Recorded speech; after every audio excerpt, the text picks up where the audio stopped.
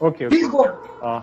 First of all, I'm thankful to Professor Sachdeva, Chairperson, Head and Professor, Department of Anthropology, and Convener of the program, Dr. K.N. Saraswati, and co-convener, Professor Dr. R.P. Mitra, Dr. Vipin Gupta, and Dr. A.G. Jimo, and the whole organizing team. As I have discussed with Dr. Saraswati, my lecture will be in Hindi because I believe कि Mahatma Gandhi always used to say कि हिंदी को बढ़ावा देना चाहिए। 1924 में कांग्रेस के session में बेलगाम में गांधी ने सबसे पहले कहा था कि हिंदी राष्ट्रभाषा होनी चाहिए। किसी भी पब्लिक प्लेटफॉर्म से ये पहली बात थी कि गांधी ने हिंदी की बात की थी। और मैं आज अपनी बात हिंदी और कुछ अंग्रेजी में जो टर्म्स होंगे उसको मैं अंग्रेजी में कहूंगा आप लोगों के सामने।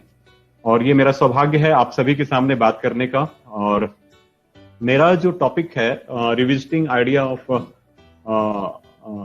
गांधी और Gandhian thoughts in 21st century, वो इसलिए है क्योंकि जैसा अभी एक क्वेश्चन आया पिछले सेशन में कि गांधी और अंबेडकर के बीच में क्या डिबेट था या क्या उनके बीच में कॉन्ट्राडिक्शन था, क्यों क्रिटिकल होते हैं राइटर्स।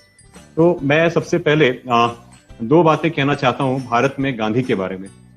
गांधी को भारत में हमने हमेशा मिसरीड किया है और कह सकते हैं कि गांधी को कभी गांधी के आइडियाज के बारे में हमने कम बात की है। और इसकी शुरुआत होती है हमारे स्कूल से। When we start from our school, class 6, 7th, 8th, ancient history, medieval history and modern history, हम गांधी के बारे में जो बातें करते हैं वो शायद उसका एक पार्ट है जो फ्रीडम मूवमेंट को लेके बात करते हैं और उसके बाकी एस्पेक्ट पे कोई बात नहीं होती है। और आगे जाके भी हम देखते हैं तो हमारे अंदर में एक गांधी को लेके एक टसल होता है, एक कॉन्ट्राडिक्शन होता है कि क्योंकि गांधी को कई विवाद के साथ जोड़ के देखा जाता है। गांधी और अंबेडकर के बीच के डिबेट को देखा जाता है, गांधी और सुभाष चंद्र बोस के डिबेट को देखा जाता है, गांधी और नेहरू के बीच की बातें आती हैं, गांधी और शहीद भगत सिंह को जो फांसी पे चढ़ाया गया उन सब चीजों पे गांधी को लिया जाता है। इसके अलावा मुस्लिम्स गांधी पर यह भी आरोप लगता है कि वो प्रो मुस्लिम थे।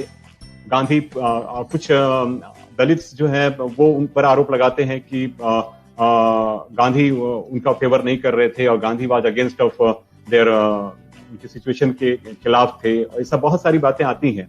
उसके पीछे कारण ये है कि हम गांधी को शायद जब भी पढ़ते हैं अधूरा पढ़ते हैं।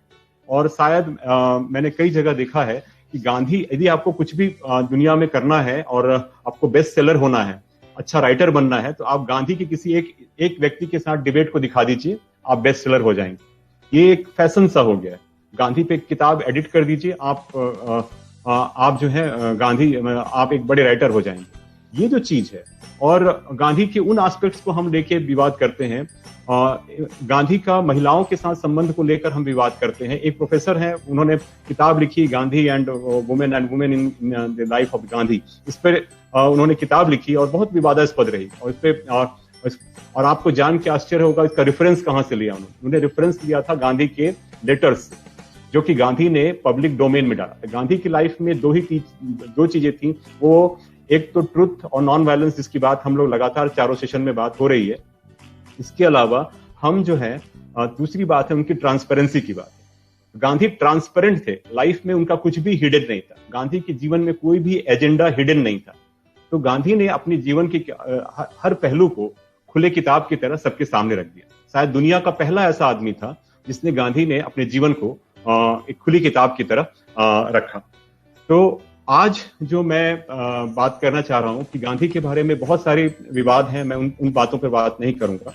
लेकिन सवाल ये है कि आज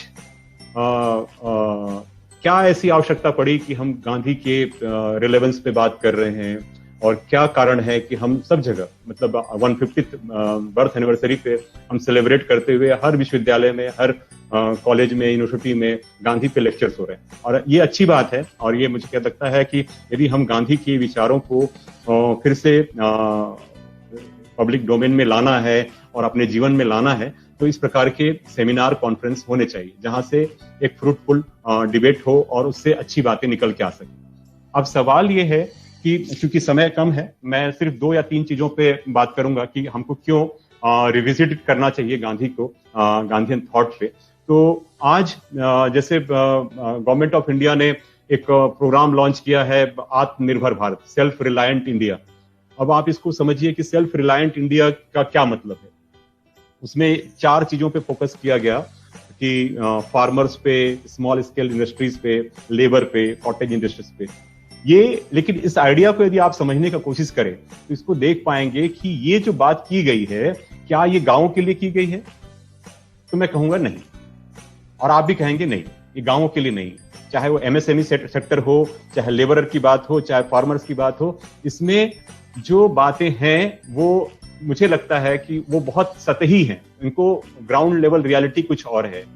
गांधी जिस ग्राम स्वराज की बात कर रहे थे, तो आज हमको गांधी के जो आइडिया ऑफ ग्राम स्वराज है उसकी ओर रिविजिट करना चाहिए। क्यों करना चाहिए, इसके पर मैं आपको 2-3 तर्क है उसके साथ मैं बताऊंगा। जब गांधी थे और उस समय वो कहा करते कि भारत जो है 7 लाख गांवों का, 7 लाख विलेजेस का एक देश है। आज वो गांवों की संख्या कम हो गई है, 7 लाख से कम होकर 6 लाख हो गई। यानी कि बाकी जो 1 लाख थे वो या तो अर्बन या सेमी अर्बन स्टेटस में आ चुके हैं, यानी कि वो शहर में तब्दील हो चुके हैं। अब सवाल ये है, कोविड-19 में हमने देखा कि क्या हमारे गांव का महत्व है। आज आप पूरे आंकड़े उठाकर देखिए, मैं लगातार इस पर देख रहा हूं, और मैं जहां से बिलोंग कर रहा हूं, सागर जो है एक प्रकार का स्मॉल सिटी है यहाँ, और इसके सराउंडिंग में जो विलेजेस हैं, मैं देख पा रहा हूं कि सागर एक छोटा शहर है, यहाँ पे कोरोना का इफेक्ट है, लेकिन इसके सराउंडिंग में जो 100 किलोमीटर रेडियस में जो विलेजेस हैं, वहां पे कोरोना का इफेक्ट नहीं है। और ये सिर्फ सागर की बात नहीं है, इट इज ये पूरे भारत में कॉमन है कि जहां पे हम रूरल एरिया में जा रहे हैं तो इसका संक्रमण कम है, इसका प्रभाव कम दिखाई देता है। तो मैं इसलिए नहीं कह रहा हूं कि ये बीमारी वहां पे नहीं फैली, इसलिए ग्राम स्वराज को हमको महत्व देना चाहिए। मेरा ये कहना है कि जब देश आजाद हुआ, जब हम 1947 में हम आजाद हुए और हमने जो पॉलिसी अडॉप्ट की, तो हमने जो पॉलिसी अडॉप्ट की वो गांधी के सपनों का नहीं था, और आज भी नहीं है। आज हम लोग 21st सेंचुरी में स्मार्ट सिटी की बात कर रहे हैं। Nobody talks about the smart villages. Why not smart villages? Gandhi क्या चाह रहे थे? गांधी चाह रहे थे गांवों में मिनिमम इंफ्रास्ट्रक्चर डेवलप हो। जब अभी कुछ देर पहले हमारे एक विद्वान साथी कह रहे थे कि गांधी और अंबेडकर के बीच में भेद था, और ये बात थी कि गांधी गांव के इसकी बात कर रहे, डेवलपमेंट की बात कर रहे थे। तो गांधी गांव को इस लेवल पे लेके आना चाहते थे कि वो शहर को compete कर सके। वो सेल्फ रिलायंट विलेजेस की बात कर रहे थे, जो खुद डिपेंडेंट हो। गांव में एजुकेशन हो, हेल्थ हो, सैनिटेशन हो, ये सारी चीजें होंगी, तब गांव अपने आप में, गांव के लोगों को शहर की ओर देखना नहीं पड़ेगा। गांव में यदि हम रोजगार पैदा करेंगे तो हमको शहर की ओर नहीं देखना पड़ेगा। आज हम जिनको शहर कहते हैं, साथियों, मैं आप लोगों से एक बात कहना चाहता हूं। आप शहर में यदि हम देखें तो जिन शहर को बनाने वाले जो लोग हैं, जो रियल में जो उसको शहर को शहर बनाने वाले लोग हैं, उनकी हालत क्या है? वो स्लम्स में रहते हैं। वो स्लम्स में रहते हैं और उनकी हालत जानवरों से भी बदतर है। आप हर शहर में, आप दिल्ली में हैं, चाहे बॉम्बे में है, चाहे किसी और बड़े शहर में है, हर शहर में जाइए। मैं सागर में हूं, यहाँ पे भी जो कुछ एरिया ऐसे हैं जो स्लम एरिया कहलाते हैं, जहां गरीब रहता है। हम और आप उस जगह में सांस भी नहीं ले पाएंगे। आप कल्पना करके देखिए, जो शहर को बनाने वाला है, चाहे वो कंस्ट्रक्शन में लगा है, चाहे किसी फैक्ट्री में काम करता है, चाहे किसी इंडस्ट्री में काम कर रहा है, वो जो काम करने वाला है उसके लिए हम मिनिमम इंफ्रास्ट्रक्चर तो शहर में भी नहीं दे पाए। आफ्टर 70 इयर्स हम जो काम कर रहे हैं, हम आज भी वो इंफ्रास्ट्रक्चर नहीं डेवलप कर पाए। हम बात कर रहे हैं, लेकिन ग्राउंड लेवल रियलिटी कुछ और है। अभी इसके पहले जो हमारी स्पीकर थी सोहिनी सिन्हा, उन्होंने बताया हेल्थ और हाइजीन का स्टेटस। उन्होंने हकीकत बताया कि क्या है गवर्नमेंट जो पॉलिसीज हैं उसकी हकीकत क्या है। तो हमको ये समझना पड़ेगा कि गांव को जब तक हम सेल्फ रिलायंट नहीं बनाएंगे, सेल्फ डिपेंडेंट नहीं बनाएंगे, गांव में जब तक ये तीन चीजें, हेल्थ, सैनिटेशन, एजुकेशन और एम्प्लॉयमेंट, इन चार चीजों पे ध्यान नहीं देंगे, तब तक नहीं होगा। गांधी का जो आइडिया था, आइडिया ऑफ ग्राम स्वराज था, वो बेस करता है गांधी के मॉडल ऑफ स्वदेशी, जिसको हम लोग स्वदेशी का मॉडल कहते हैं। इसमें गांधी जो कहते हैं, स्वदेशी का मतलब ये नहीं है कि वो कोई बाहर भारत का कोई कैपिटलिस्ट जो है वो भारत में मैन्युफैक्चर कर रहा है। गांधी का स्वदेशी टाटा, बिरला या पतंजलि नहीं है। गांधी का स्वदेशी कोई कैपिटलिस्ट नहीं है। गांधी का स्वदेशी मॉडल गांवों का मॉडल है। वो कह रहे थे कि गांव में जो लोकल नीड है उसको लोकल लेबर के द्वारा, उसको लोकल टेक्नोलॉजी के द्वारा और लोकल रिसोर्सेज के द्वारा जो चीजें जनरेट होंगी, हम तब जाके सभी को रोजगार दे पाएंगे। आज देखिए, जब ये गांधी कह रहे थे, लगभग 100 साल पहले की बात थी, और हिंद स्वराज में जब उन्होंने लिखा था, उन जिन सच्चाइयों को लिखा था, वो आज भी कमोबेश वैसे ही है। हम 20 करोड़ थे हमारी population, we are now 130 crore plus. लेकिन जो उस समय जो गरीब थे और आज जो गरीब हैं, उसका कंपैरेटिव रेशियो देखिए, वो बहुत बिगर है, बहुत हाई है।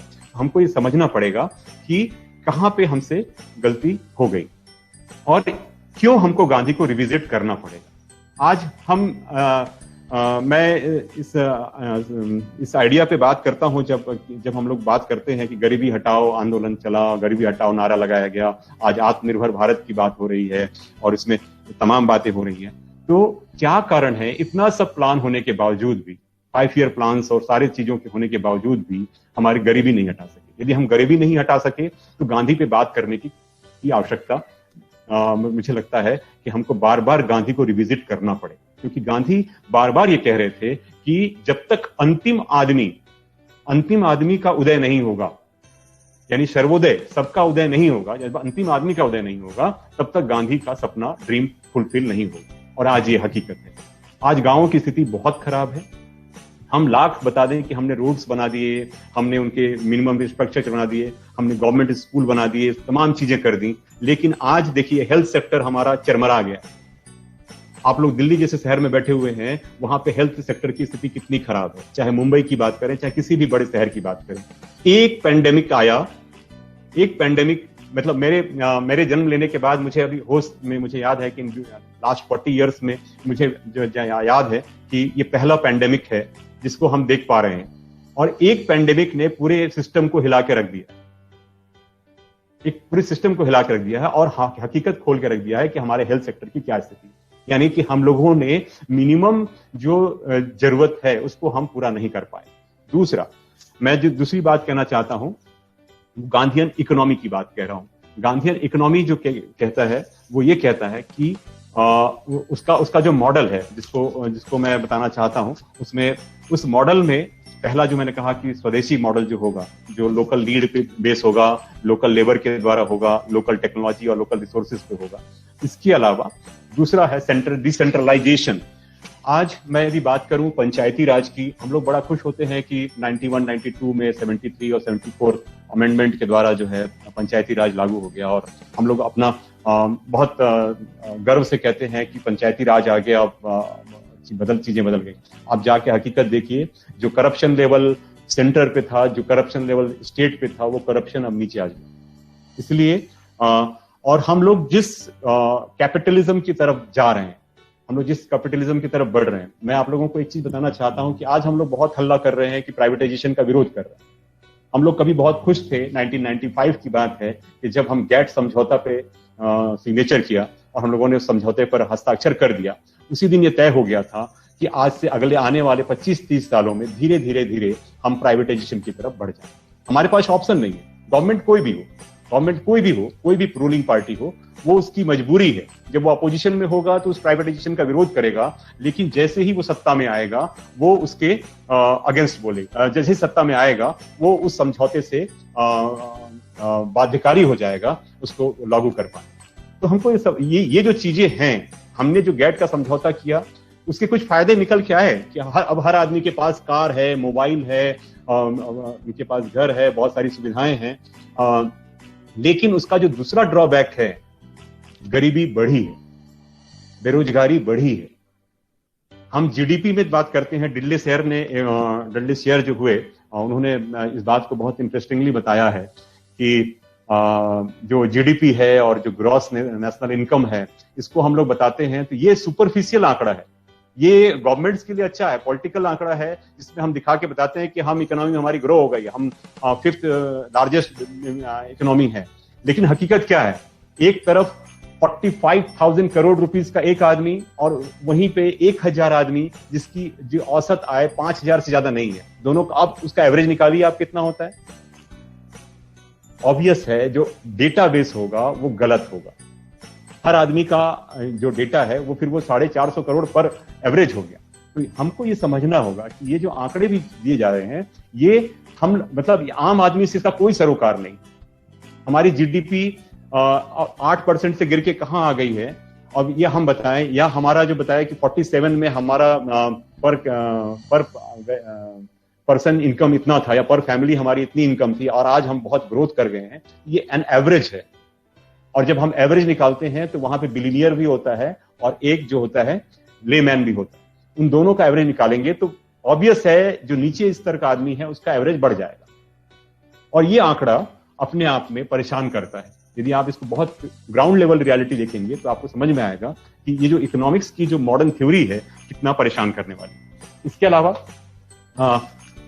दूसरी बात, जो कैपिटलिज्म ने जो किया है, उसने क्या किया है? हमारे ग्रीड को बढ़ाया, एक्सप्लॉयटेशन को बढ़ाया है, और सही मायनों में इनह्यूमन रूप से ये बढ़ा है। गांधी जिस मॉडल को वो इसको स्वीकार करने के पीछे कारण ये था कि जो भारत जैसे देश में, जहां पे हम लोग 130 करोड़ प्लस हैं, उस समय 20 करोड़ थे, गांधी के समय में हम लोग 30 करोड़ हमारी पॉपुलेशन थी। आज हम उससे 5 टाइम्स 6 टाइम्स हैं।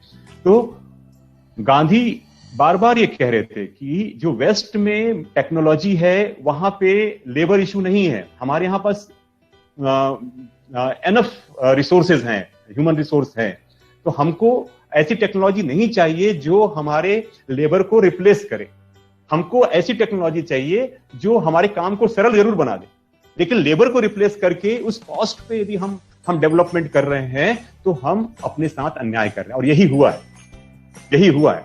मुझे आपको बताना होगा कि 9 नवंबर या 9 अक्टूबर 1945 को गांधी ने एक लेटर लिखा नेहरू को लिखा। उन्होंने कहा कि प्रिय जवाहर, तुम्हें याद होगा कि मैंने हिंद स्वराज 1909 में लिखा था, और उसमें कुछ बात की थी कि जब आजादी मिलेगी तो हम ग्राम स्वराज जैसी बात करेंगे और ग्राम स्वराज की बात करेंगे। तो और जो अपनी इकोनॉमी मॉडल के बारे में बात करते हैं, तो उस मॉडल के बारे में गांधी के उस प्रश्न के जवाब में नेहरू कहते हैं कि मुझे लगता था कि बापू आप वो सब भूल गए होंगे, पुराने दिन की बात होगी। और एक तरीके से उस लेटर में गांधी के उस मॉडल को नेहरू खारिज कर देते। गांधी उनसे डिबेट करते हैं, फिर से एक लेटर लिखते हैं, मुझे लगता है कि प्रिय जवाहर इस बात को अब पब्लिक डोमेन में लाने की आवश्यकता है। उसके बाद फिर नेहरू एकदम साइलेंट, उसके बाद कोई जवाब नहीं देते हैं, कुछ नहीं लिखते हैं, और नेहरू उसके बाद गांधी से उस विषय पर बात नहीं करते। इस बात को यदि आपको पढ़ना है तो सुधीर चंद्र हुए बड़े हैं, मतलब गांधीयन राइटर हैं। उन्होंने गांधी को एक असंभव संभावना के रूप में उन्होंने बताया है। उसमें इस बात को लिखते हैं, उनके लेटर के जिक्र आता है, उसको आप देख सकते हैं। तो गांधी के इस मॉडल को डॉक्टर पंकज जी निष्कर्ष की तरफ आप बढ़े तो कंक्लूजन करें। हाँ, okay ji.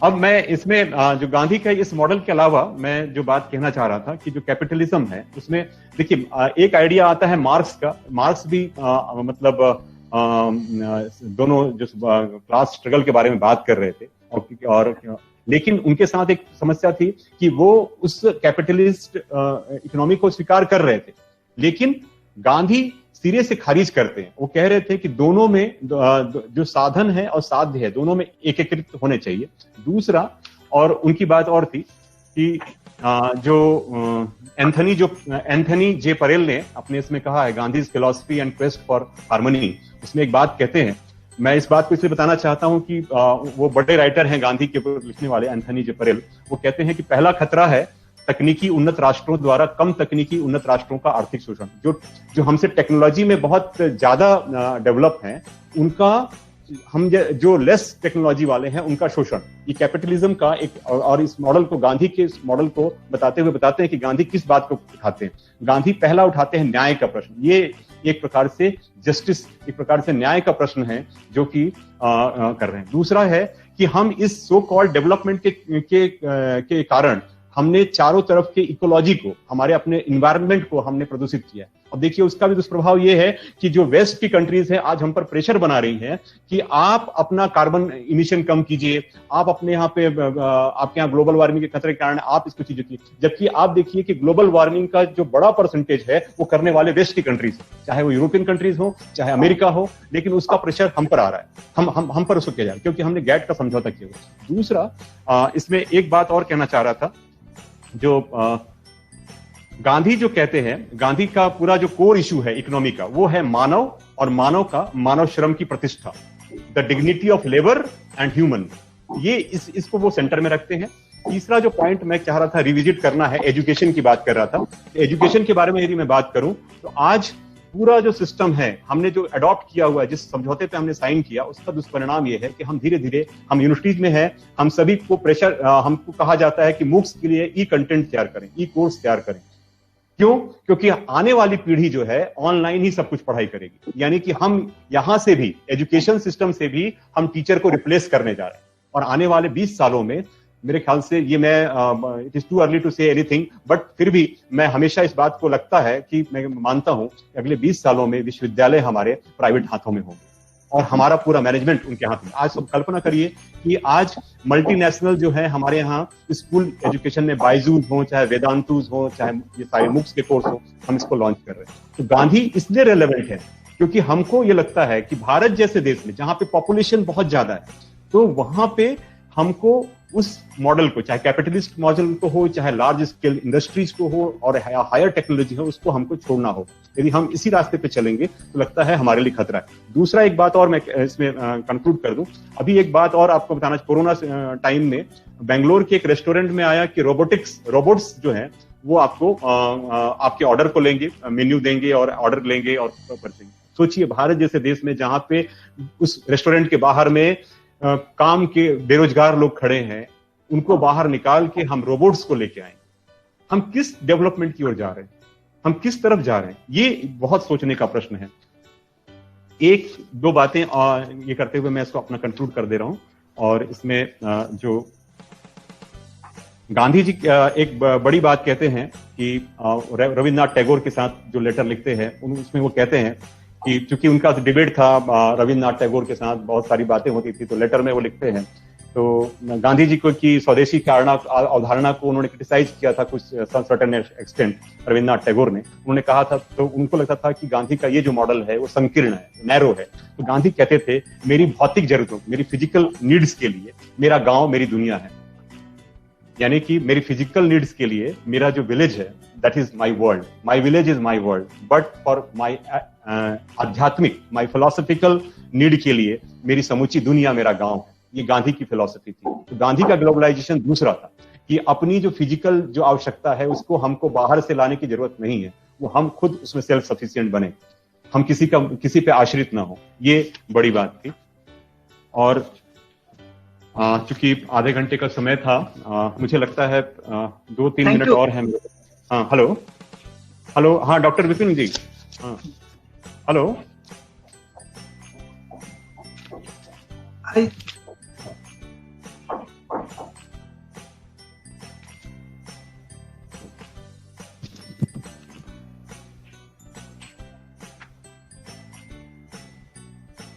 Thank you so much.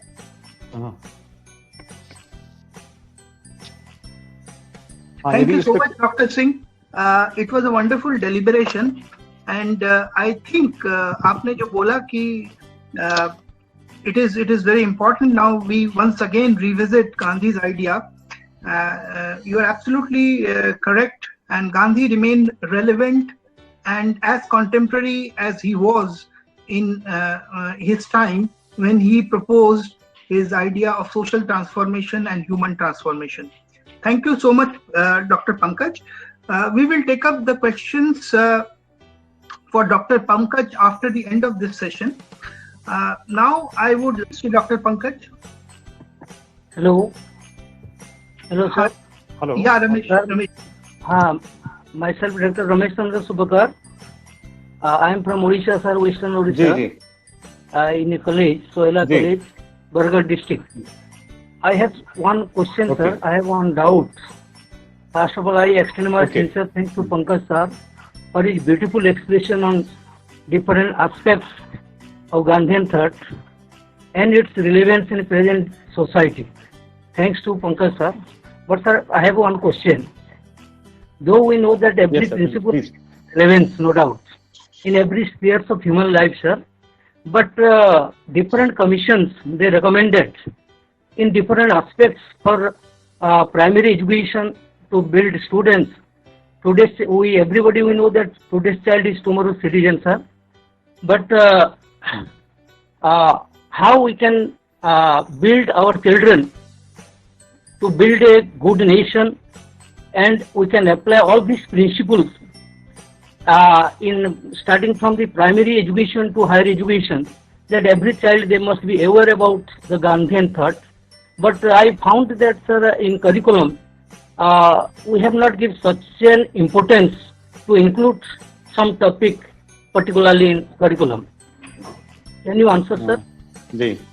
Thank you, sir, for listening me carefully and for your appreciation. Yes, sir.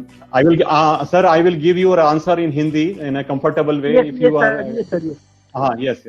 Sir, the problem क्या है कि जब हमारा संविधान भी बना, भारत का संविधान जब कॉन्स्टिट्यूशन ऑफ इंडिया बना, तो उसमें आपको बहुत मजेदार बात बता रहा हूँ, ये कॉन्स्टिट्यूएंट असेंबली की बात है। जब पूरा संविधान फाइनल हो गया, ये गांधी के डिमाइस के बाद है, गांधी की हत्या हो चुकी थी, उसके बाद है, तो देखा गया कि गांधी तो कहीं नहीं है, संविधान में कहीं नहीं थे गांधी। तो फिर डायरेक्टिव प्रिंसिपल्स में गांधी को कहीं कुछ जगहों पर डाल दिया गया, गांधी की कुछ आइडियाज को हमने डाल दिया, चाहे वो पंचायती राज हो, चाहे उन सब चीजों को।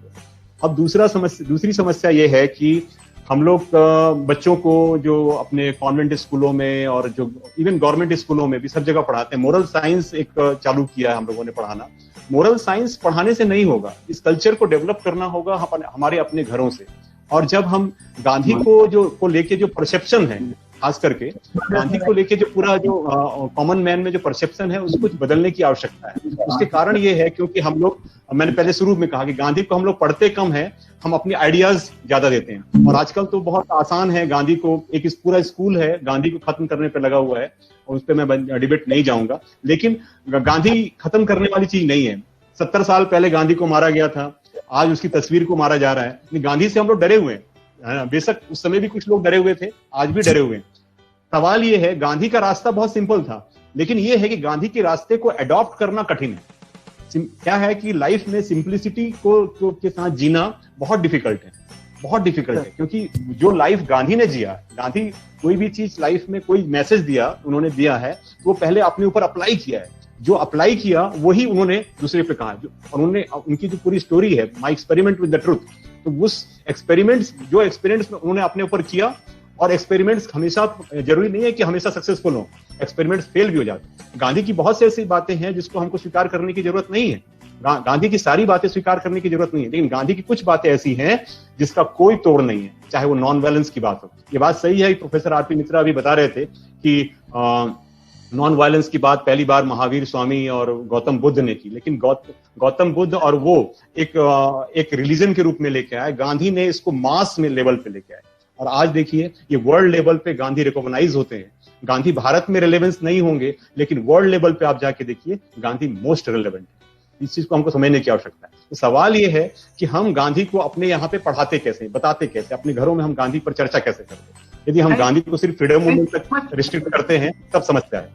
Thank you so much doctor Pankaj. Thank you. Ji.